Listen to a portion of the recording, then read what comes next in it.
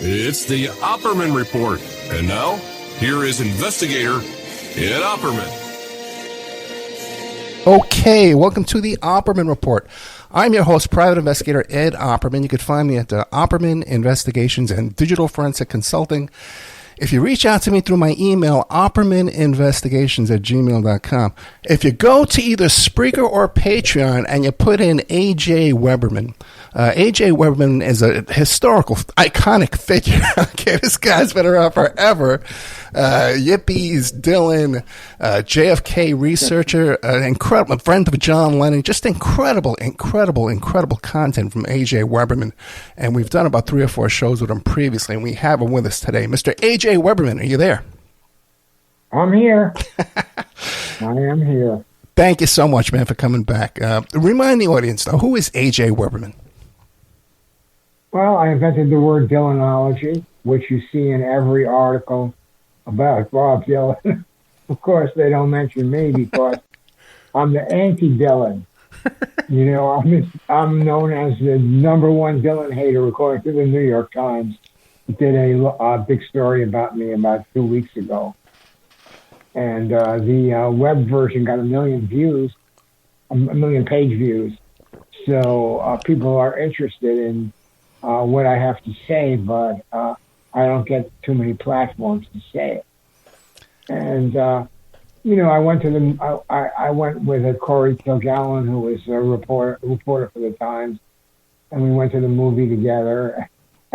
You know, I was jeering and making noise and getting revenge on all the Dylan fans that hate me. You know, and so that a lot of people got really mad. One thing I hate is people who make noise in the movies. But I couldn't take it, you know.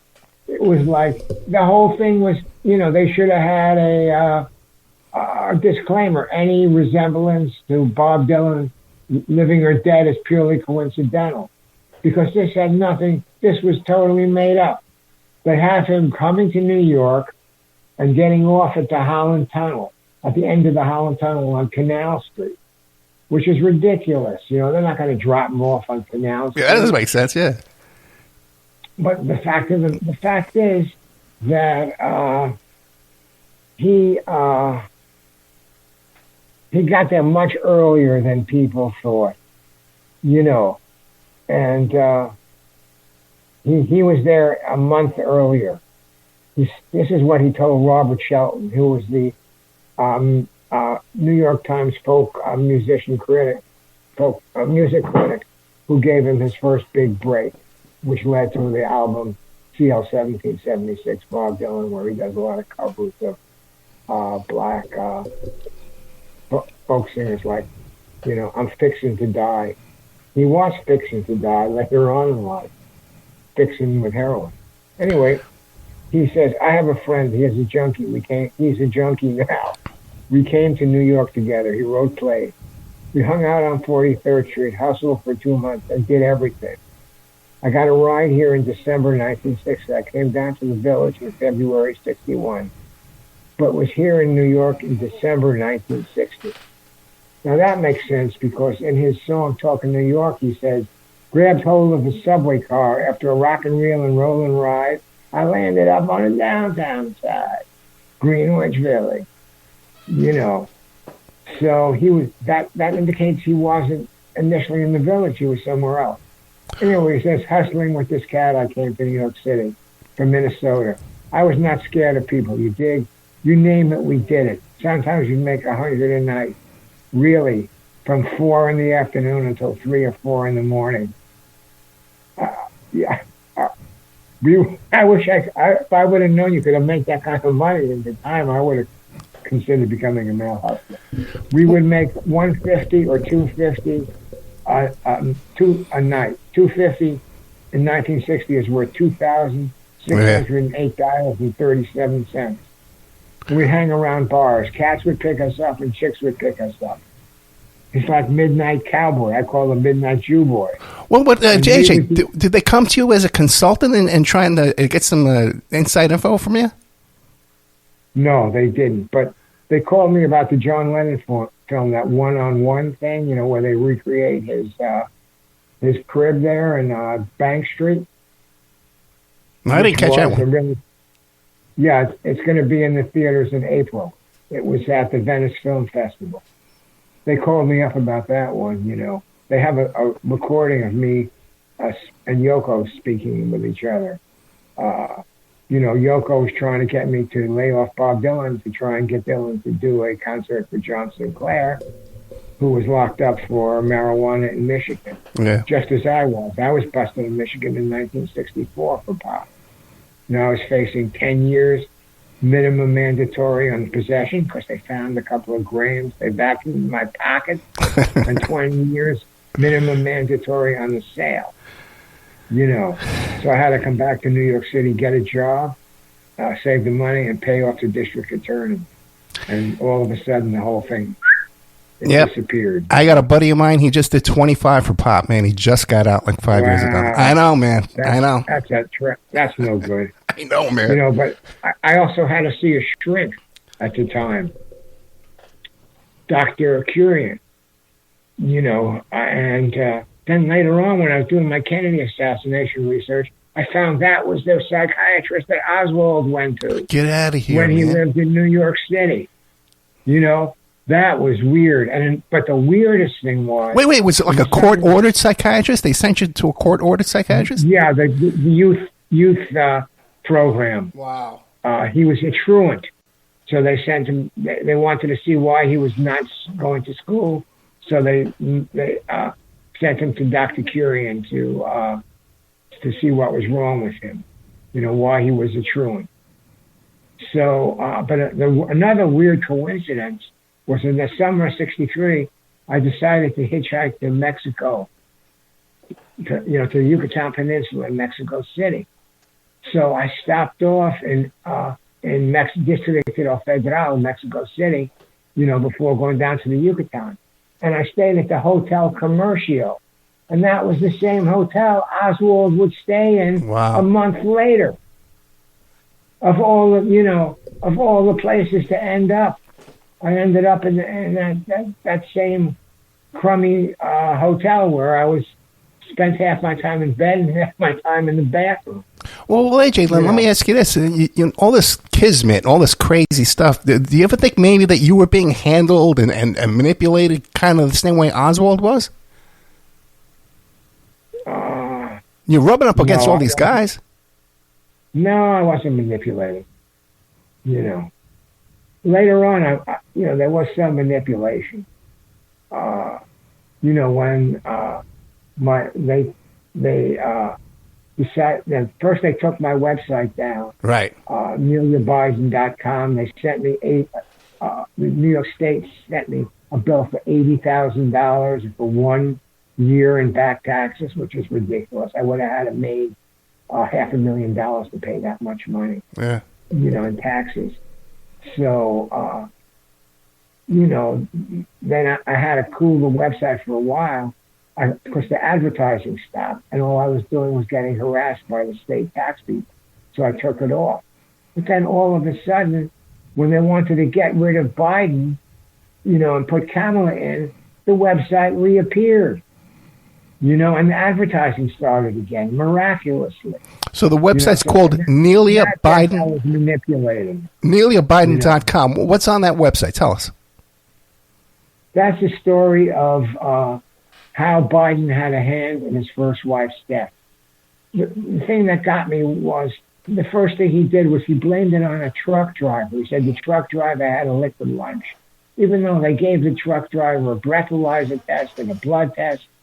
And there was nothing, there was no alcohol in his bloodstream.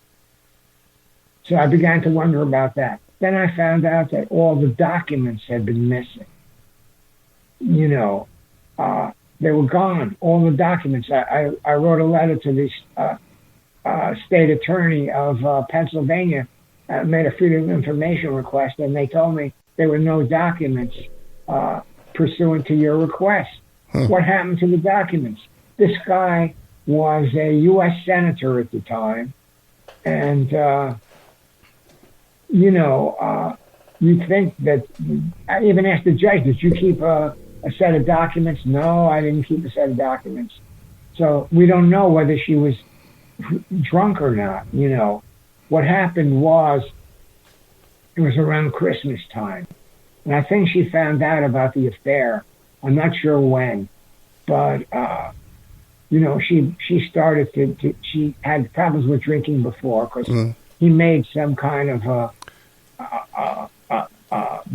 he contacted Hunter, and Hunter said, "Oh, Pops, I'm sorry, I'm such a mess up," And he wrote back, "It's not your fault. You inherited from me and Mom, and Mom was his birth mother." So that means she was drinking.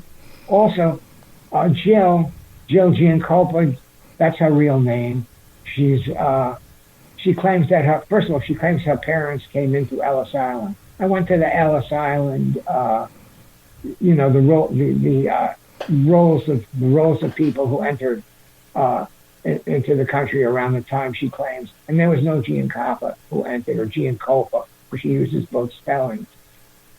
And the only one who entered was like a 6-year-old girl had that name. So she's lying about that. The parents were probably overstays, and they were illegal immigrants. They should have been deported. Wasn't she like a babysitter for the Bidens? Yeah, she was a babysitter for the Bidens. The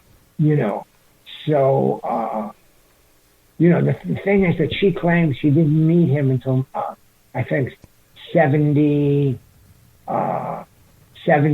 or something like that, But then when she says, talking about a tweet about the first conversation, she says, "Oh, I talked to this guy and he told me, I talked to him, he was such a nice guy, blah, blah, blah, and he said, I'm speaking at the convention tonight.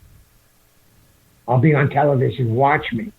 There was no convention in 76. The conventions were in no convention in 74, I'm sorry. The conventions were in 72 in Miami. I know because I was there, because John Lennon gave me $20,000 with the express purpose of starting a riot at the Republican convention, which we did, the Zippies, and, that's actually how garbology, the name of Another thing you invented, garbology. Yeah, I invented that word. Yeah. But actually the Miami Police Department did. After the last night of the convention, when we slashed their tires and started a riot, they came to the house we were staying at in Coconut Grove, and they raided the house. And they held a automatic pistol on me and started kicking me. And they started saying, before I was a garbageologist, they said, "There's the garbologist." So I said, I might as well get something out of this deal. So I changed garbageologist to garbologist. So it was the Miami Police Department that invented the name. But that's neither here nor there. But that was to explain, to make it sound scientific, my spying on people through their garbage. So, unfortunately today, with everything's done online, you don't get that much from the garbage anymore. But what are you going to do? Now with the shredders, right? Right. AJ, before we get too far away from Biden, okay, and NeliaBiden.com, where you tell the whole story about the first wife and that kind of stuff. Did you ever look into that whole thing with Danny Casolaro and the Promise software and all that stuff? No, I didn't. I got a letter for you from Biden. I'm going to send you. Biden interfered with the whole investigation into that story when he was working for the House Judiciary Committee. So I'll send you that letter. So no one knows about that letter. I got it straight from the guy, Bill Hamilton, who was in the center of that whole Octopus Promise software deal. I'm surprised he didn't look into it. Yeah, when you read about Biden in the New York Times, they say he shepherded the crime bill through Congress. He didn't shepherd it. He sponsored it along with, what's his name? Strom Thurmond. Yep. And I think the whole idea behind that crime bill is to put blacks in jail. Because Thurmond was a racist, and he was one of the few people that actually used the N-word on the floor of Congress. So, Biden is responsible for a lot of people going to jail who didn't belong there. So, AJ, what do you make of this whole situation we're in right now with Trump kind of accumulating power from all the different branches of government? How do you feel about this? You nervous? No, I'm not nervous. He's the head of the executive branch. You know, he's not impinging on Congress or the judicial branch. He's in charge of these organizations, of these bureaus, departments, you know, and he can do what he wants with them, basically. What about all these tech bros like Musk and Zuckerman coming in here, and Amazon, Bezos? I don't know about Zuckerman, you know, but Musk is incorruptible. How can you corrupt the richest man in the world?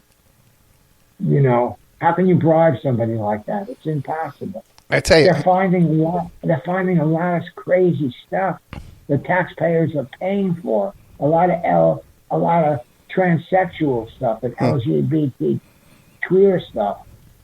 You know that is ridiculous. I think it's really good.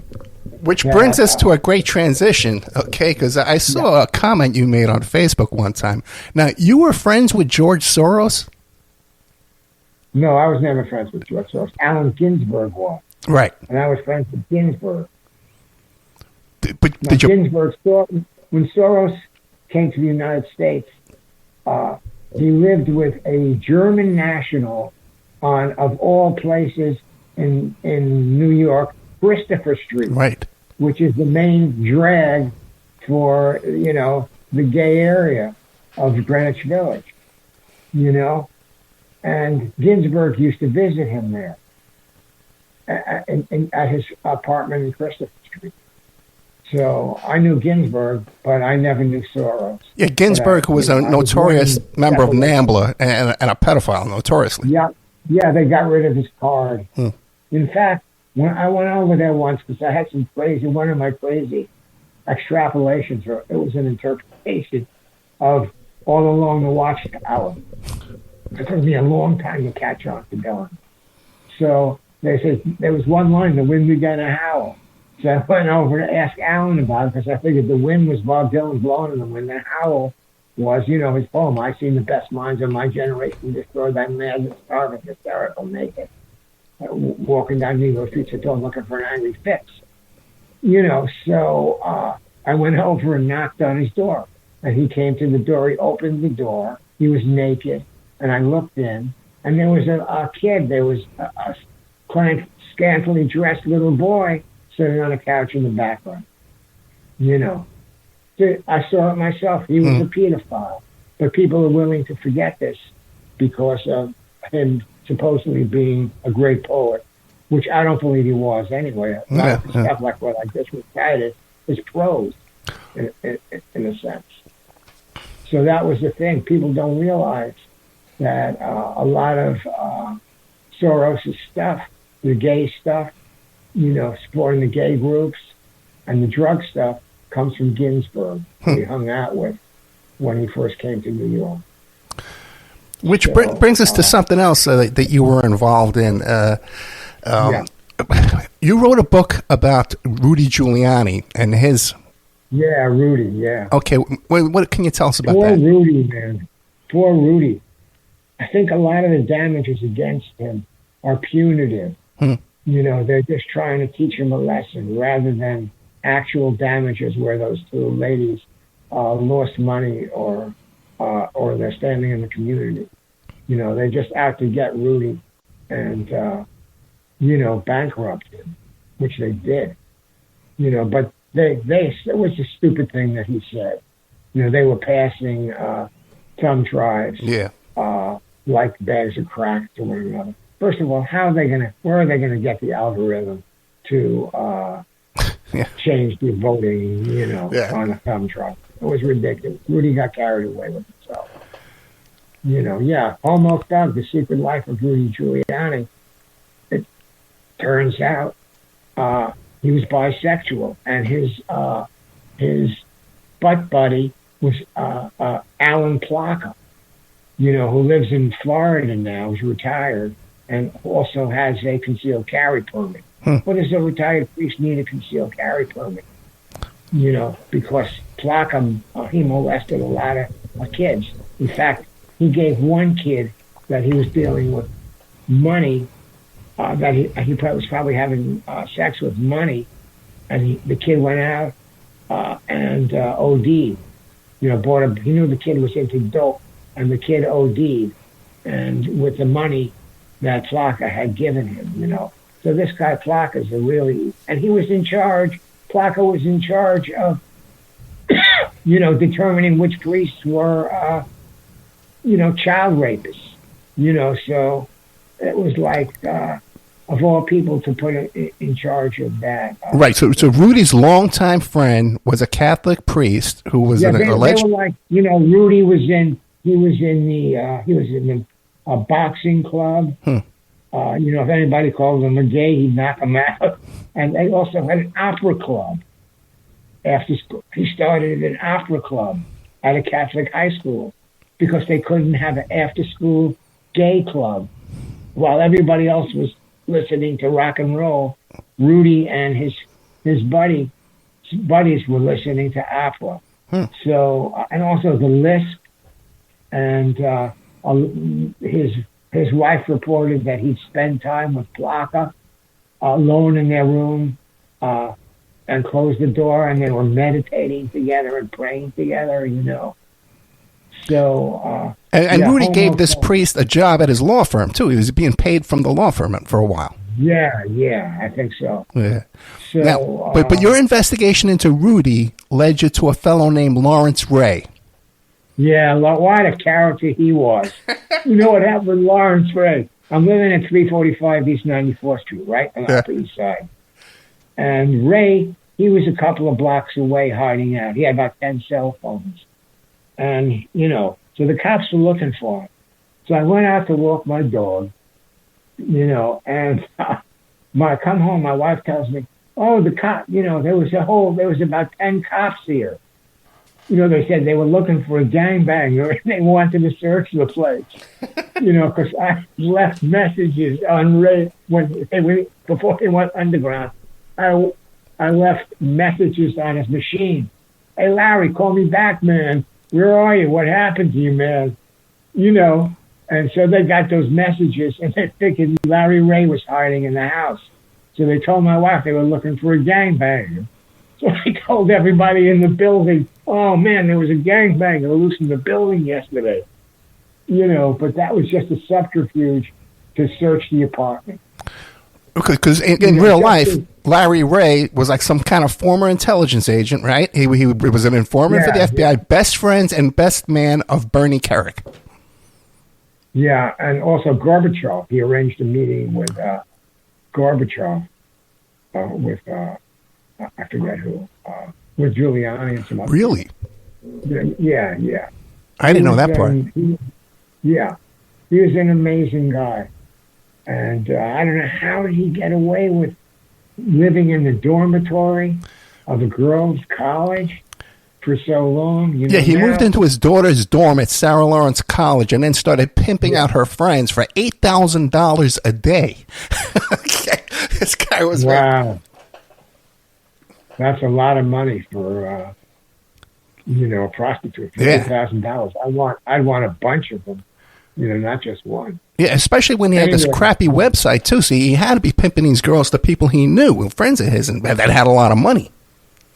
It's unbelievable how he got away with that.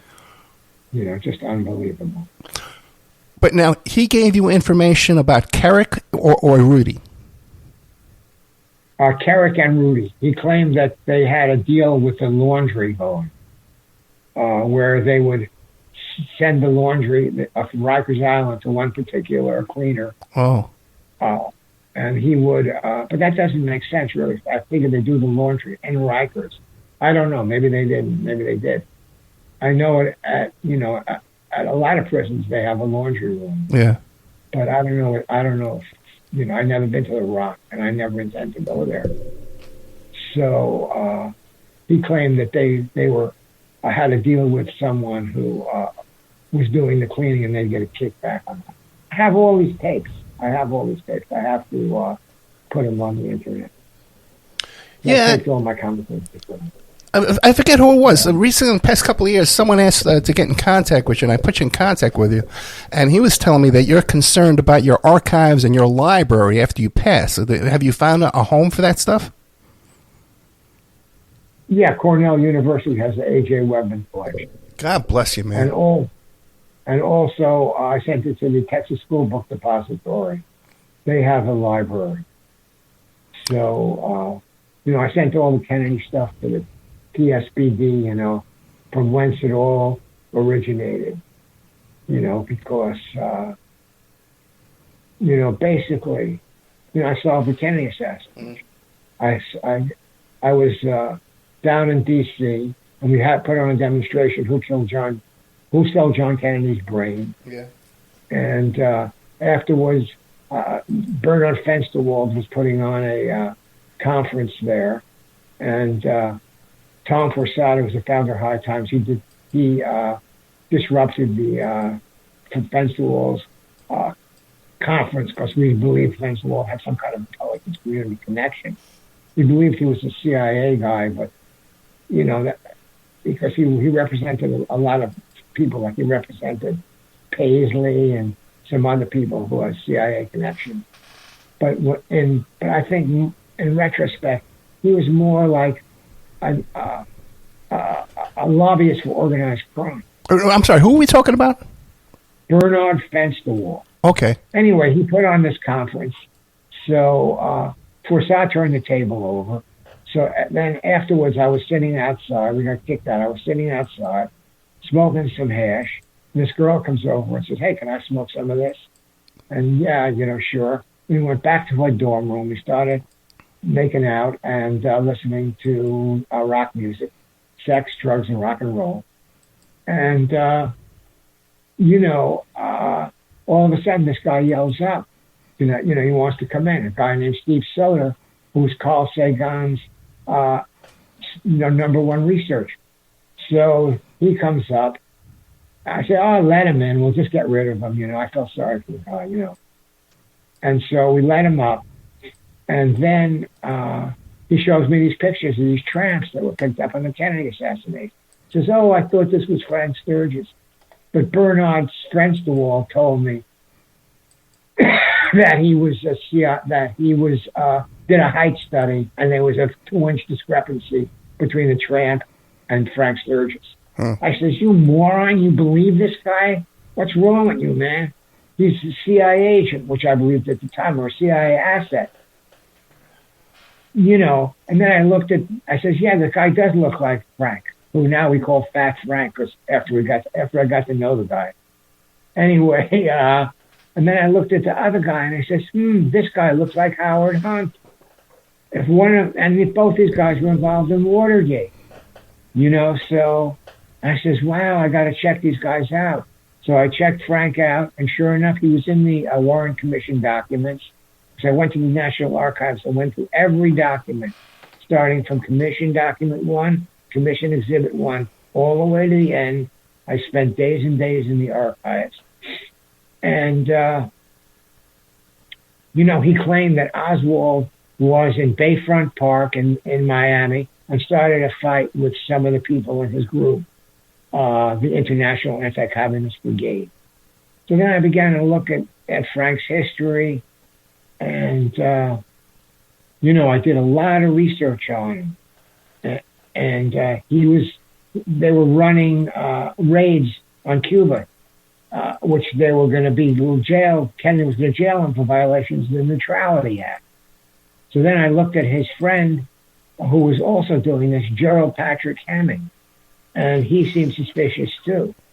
But what happened with Hemming was I did an article for the National Enquirer on Oswald's 201 file, which I believed was an employment file.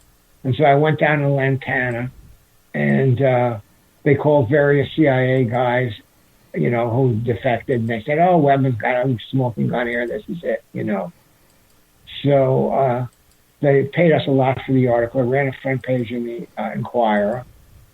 And they said, "Oh, there's this guy named Gerald Patrick Hemming, and he's, making all kinds of sounds. He's being busted for transfer of a silencer in Miami, and he's saying, "Why don't you ask me about the Kennedy assassination? Why don't you ask me about the King assassination?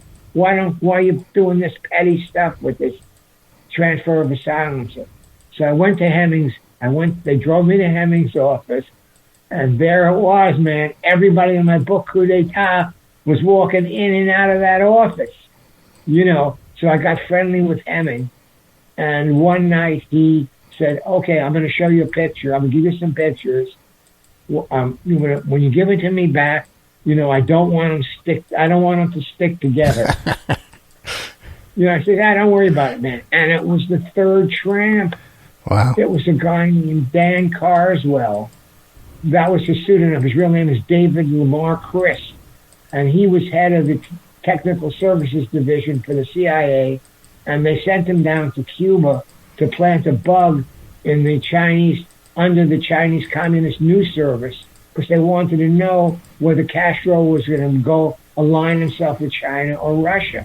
But while Chris was there, he had an affair with a DGI agent and blew the whole operation, And his wife was going crazy. She didn't know about the affair. His wife, Wilma, was going nuts. She was threatening everybody. "I'm going to tell everybody about this if you don't get my husband out, And she was a real character. I called her up, and the minute I did, she called the CIA and reported my call. Yeah, I tried to interview. Found out about it, what he did, man. That would have been it. Anyway, he turned out to be the third tramp. Very interesting guy. Seems like he invented the fuel cell in order to power LCR listening devices. That the battery wouldn't wear out quickly. And so he was the third tramp, and he was locked up in La Cabana Fortress prison until he was released in a prisoner exchange. And he hooked up with Hemming and Sturgis and that whole crew in Miami. But the smoking gun was Ruth Paine's garage. Here we go. You want to know about Ruth Paine, right? Right. So we're back to Ruth Paine in the pain in the butt. That's what I call her. And so they found a roll of undeveloped Minox film in her garage. So I had it developed, and it turned out there was a picture of Hemming in that roll of film. It was a picture of him with someone who looked like a Filipino, because they were at Subic Bay together, Hemming and Oswald. And he had the guy in a garret and was holding the rope in the picture. Hemming. And Hemming had told me before this that when they had free time in the Marines, they'd go huck hunting. They'd go and try and kill communist Filipinos. So there it was. This guy, a lot of, Jerome Corsi, he was involved in the whole thing. He was a big fan of mine, and I had lunch with him at the Harvard Club. And, he looked at these pictures and he said, "Man, that's a smoking gun, Well, when did you get a hold of that film? I got a hold of that film years ago. I forget when. I have all the records. I have all the paperwork. I was talking to Max Good, who just did that film about the Ruth Paine. And it's a pretty good film if you see it. He interviews her. She makes some admissions to working for the CIA, and she was also down like in Nicaragua and stuff like that. Did you know that? Yeah. Yeah, I know that. She admitted working for the CIA. I'll send you a link to it. I think I have a screener still. I'll send it to you. But he told me. I think it was her sister worked for the CIA. Yeah. You're probably right. I'm going by memory, and I'm old. Yeah. But Max Good told me her father was a Democratic Socialist who was used by Angleton. Really? Like the story is that, Hemming and Oswald hooked up together when they came back. And they both went down to the Cuban mission in Monterey, California. And the Feudalistas had taken it over, and Hemming, he offered his services as a pilot. And they took him up on the offer. Oswald was turned down. So Hemming sent Oswald to visit Angleton. And Angleton gave him a mission to pretend to be a defector and give the information needed to shoot down the U-2 in order to sabotage the upcoming summit. Because Angleton was a hardliner, and he didn't believe in negotiating with the Soviets. He just wanted, to wipe them out, basically. He was one of these guys that wanted to have a preemptive strike after World War II before the Russians could develop a nuclear device. So that's what Oswald did. He went there, and he was in Atsugi, but he didn't have access to that information. But Angleton did, and Angleton gave it to him. And they shot down Francis Gary Powers, who says he believes that Oswald's defection and his being shot down were connected. And how did Francis Gary Powers die? His helicopter ran out of gas. He was running a traffic helicopter in L.A. And it, all of a sudden it ran out of gas and just, crashed down his helicopter as well. Yeah, that's pretty wild. So then Oswald comes back from the Soviet Union, and Hemming gets the idea, with this guy being a defector, he's going to be a perfect patsy for the Kennedy assassination. So they have Oswald do all kinds of stuff with, setting up a Fair Play for Cuba committee, trying to go to Mexico City, and, go to get a visa from the Soviets to go to Cuba so he could return from Cuba. And it would look like, he went there to learn how to attended an assassin training school and came back and assassinated the president. Hey,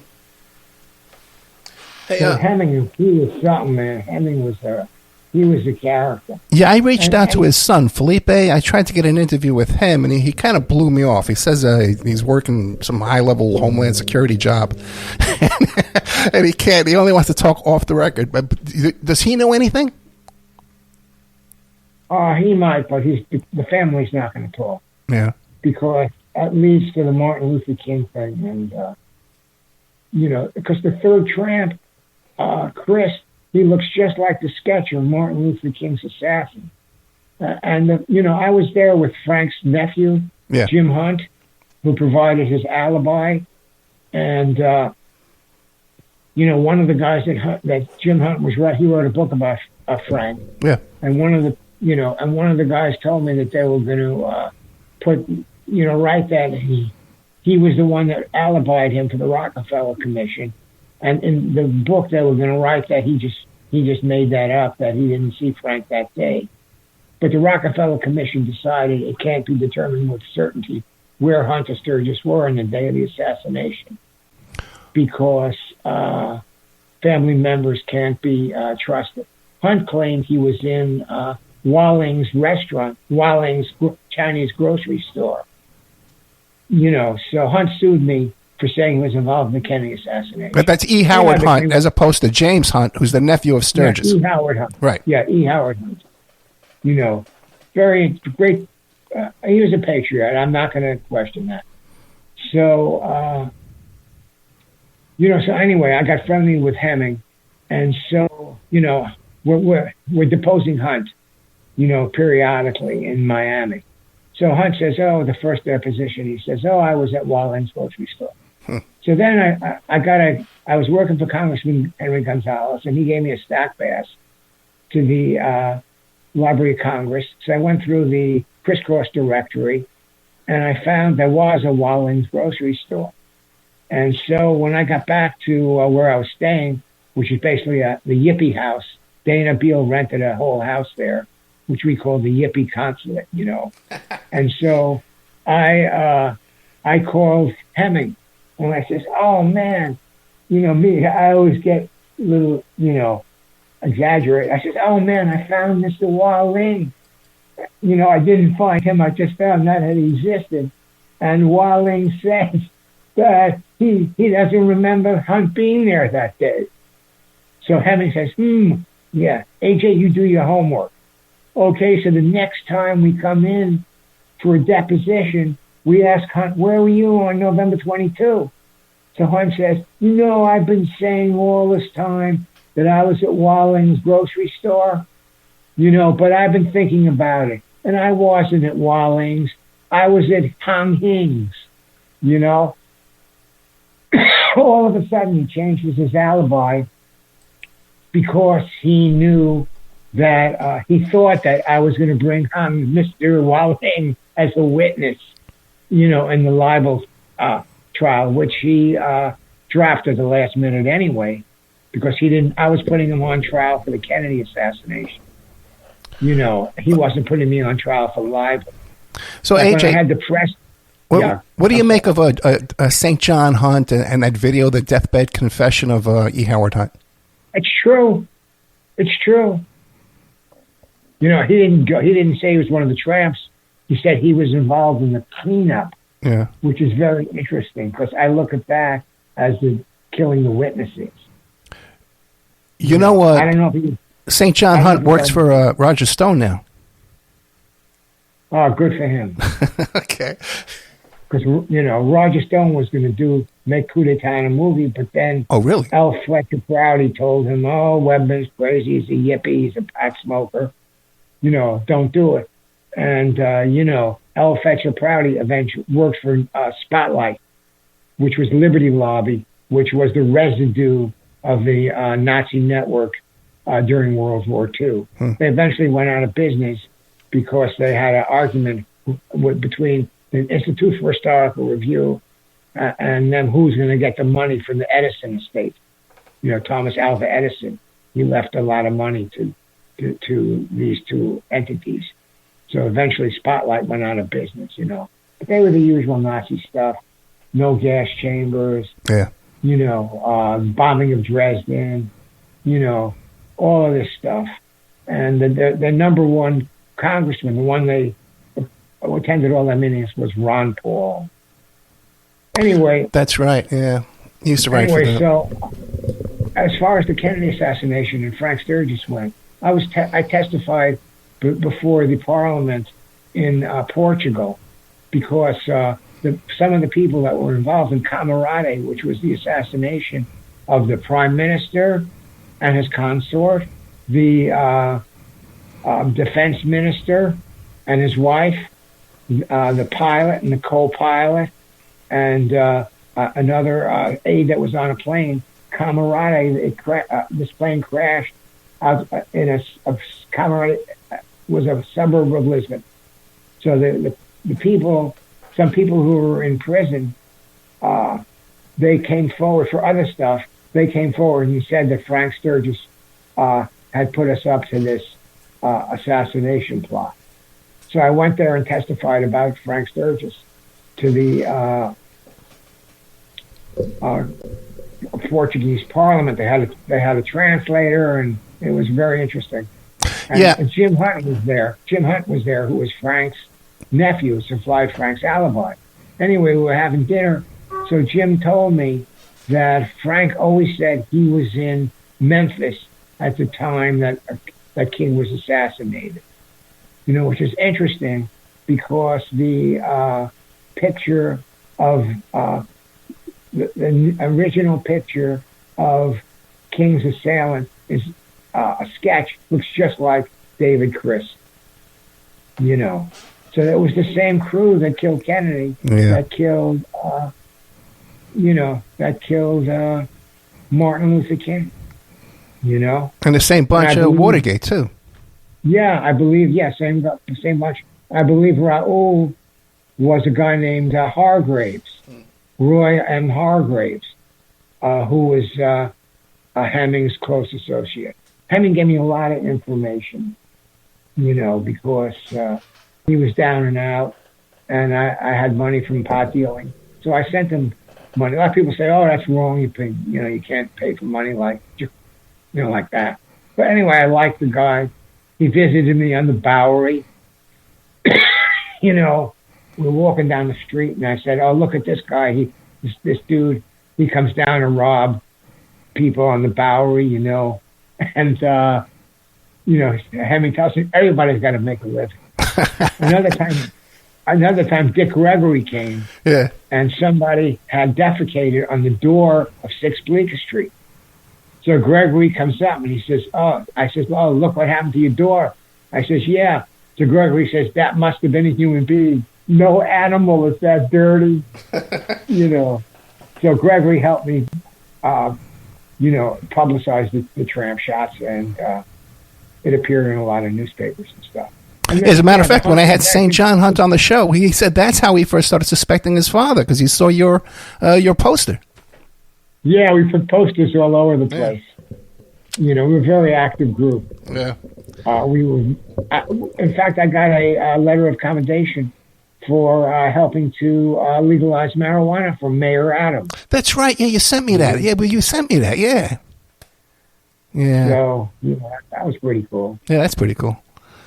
I tell you, man. So now, by the way, too, you keep talking about James Hunt, who, by the way, he's a law professor. This guy's a law professor. No, Jim Hunt is a lawyer. He's a lawyer, and he's a really good guy. He finds stray dogs and tries to find homes for them. So, like, you and him are working on a book now about this Portugal stuff? No. All I did was I came back there and I interviewed the people who were involved. A guy named Esteves. We went around Portugal with him, my wife and Esteves and the driver. So we go to a church. My wife is a devout Catholic, but she wanted to go to every church in Lisbon, which we did. So we passed one church when we were with Esteves, and he says, "Oh yeah, this is the one that I bombed and blamed it on the communists." He was really a character, Esteves. So he was involved in that whole thing. So AJ, what are you working on? I went to the Valley of the Jews. The prison was in the Valley of the Jews, and they let me in, and I did a whole interview with the principal involved in that as in Camarate. So that was interesting. But what are you working on these days? When you look around the world and you look around the country, what are you working on these days? Now I'm working on my Dylan book, basically. Dylan's poetry, extrapolations of Dylan's poetry, because it turned out that a lot of the songs had racist subcontent, or were like campaign songs for Goldwater. Dylan was a neo-Confederate. That film is just a phony film. It has him. He coming to New York, as I told you before. Yeah. He came a month earlier. He was a hooking and a cooking on 40 Deuce. And where was he living? He was living with this guy, Ray Gooch. Now, a lot of the Dylan fans, they say, "Oh, he's a composite character. He really didn't exist." But I went through the Social Security Death Index, and I found out he did exist. I found out his date of birth, his date of death, and his Social Security number. He was the real thing. Also, so Gooch, according in Chronicles, Gooch had a drug lab. He was refining raw opium and turning it into morphine. And Dylan describes him as a non-integrationist. I heard about this guy when I was living at 146 Sullivan, my next door neighbor, David Moore. Moore was like an A-head and a junkie, right? And, his wife was a semi-retired prostitute. I visited her when Dave was going to work. He was working at the truck stop. Anyway, he heard me playing Dylan all the time, and he said, "Oh, man, I know Dylan's heroin connection. It's a guy named Ray who lives in the far west village. And his favorite saying is, 'Guns for the Arabs, sneakers for the Jews.'" So I'm saying, what is Dylan hanging around with somebody like this for, who doesn't like the Jews, So Ray Gooch does exist. Dylan admits it for the first time in Chronicles. And Ray's friend, Ray, he was living with a girl named, what was her name? Chloe Keel. Chloe Keel is Ramona. She was from the South, and Dylan intimates she had some kind of connection with the Klan. So, I'm extrapolating Dylan's poetry. Nobody's going to believe it, Do you ever hear from Dylan these days? Excuse me? Do you ever hear from Dylan these days? One second. I'm talking to AJ Weberman here, the legendary AJ Weberman. NeliaBiden.com. Yeah. No, I don't hear from him, but he sends somebody over to take a picture of me periodically. Oh, really? A guy named Joe Gilbert, who's a filmmaker, who's working. His latest thing is a biopic on Barr, from, what's her name? Roseanne Barr? Yeah, Roseanne Barr. Yeah. And how she was canceled. Yeah. And he had a Dylan tribute band where they actually let me speak, and he had a lot of people who were in Dylan's original band.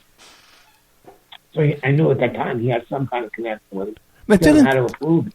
Wasn't there recently an interview? He comes over and takes a picture of me periodically. Does he ask you, or he hangs out? Yeah, I become friends with him. Okay. I know him since I got out of prison in 2001. He came around the dog run, and I became friendly with him, with Joel. AJ, was there recently an interview with Dylan where he says, I couldn't write those songs today. I don't know how I wrote them. Is that true? I don't know. I didn't see that, but I don't. Okay. Like Joe was telling me, he went to the concert and he says Dylan is like a shadow of himself. He plays the piano. He has the lyrics on top of the piano, and he's really out of it. He's getting old. He's pushing himself. Yeah. Doing all of this stuff. Now, I don't believe he does those paintings. Now, I followed his art career. In fact, when I was over hanging out with him in the studio, he took me to the back where he had his paintings. He said, "What do you think of the paintings, man?" I said, "You should stick to writing poetry." He says, "Oh, what do you get from them?" I said, "I get emptiness, man, emptiness." And he started laughing there, one of the few times that he laughed. But I hung out with him more than any other rock critic or Dylan, or whatever you want to call me, Dylanologist, is what I am. I went over there all the time. I went over there once a week for 2 months and hung out with him from noon until 6 o'clock when his wife called him. She says, I gotta go. That's my wife. I gotta be home. If I'm not home on time, she'll hit me. I says, okay, go. I'll get out of here, But during, we'd hang around and, it was, you could see this church across the street, 3 angels, he wrote a song about it. They've been there since Christmas morn, so the sun would go down, it would be twilight, I'd be coming down from caffeine pills that I would drop so I could get my ideas across to him and he couldn't get a word edgewise. AJ, let me ask you this, because we're running out of time. Al, if you get into my life, I might gain a soul. We're running out of time now. I wanted to ask you about Heming. One more thing about Heming. I'm running out of time too. I'm 80 years old. I know, bro. I know. How's your health? How you feeling? I'm feeling fine. Okay, good. Now I have bladder cancer. They removed my bladder. Really? I have an ostomy bag. Ugh. So, God bless you, I'm a man. cancer survivor. Now, back to Heming for a second. These pictures you have of Heming that you got from Ruth Paine's garage, can we see those someplace? Sure. Where did I put them? Did I have them on anything now? Yeah, send it to me and I'll put them up on the website. Okay, I'll send them to you. Yeah, we're just about out of time. What would you like to leave us with? If anybody knows a literary agent let me know, because I got to sell this book. It's going to be tough. Gotcha. All right. Even with the story in the Times, because Dylan is so popular, and I'm so unpopular.